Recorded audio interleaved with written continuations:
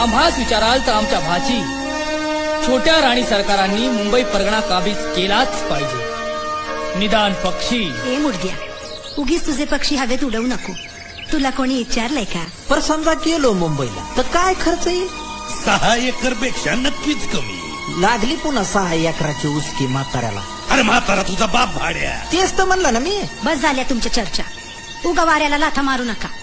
मुलांच्या परीक्षा आल्या तोंडावर. काय मुंबई बिंबई नको. नाही फादर, आपल्याला जायलाच पाहिजे. 1 लाखाचं बक्षीस आहे. त्यातले निम्मे जरी माझ्यावर खर्च झाले ना तर बदाम आणि खारकाचा खुराक सुरू करता येईल. मग मी महाराष्ट्र केसरी नक्की. आणि समजा सायली नाही जिंकली तर? लावलाच नाटकाळ तोंड्यानं. अरे का जिंकणार नाही?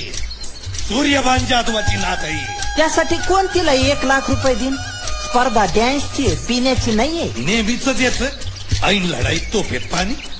अरे एवढी प्रॅक्टिस करून घेतली आहे का जिंकणार नाही ही? धनाजीराव, किती खर्च येईल? मुंबई परगणा जाऊन येऊन तोशिश 15,000 मुद्रा. सदरा फाडीन आपला नीट नाही सांगितलं तो. म्हणजे तुमच्या आजच्या काळातले 15,000 रुपये. 15,000? चला विषय संपला.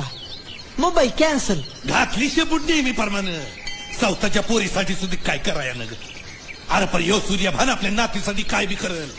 तुझ्यासाठी 6 एकर जमीन घालवली, पण माझ्या सायलीसाठी सारं घर घाण ठेवीन मी.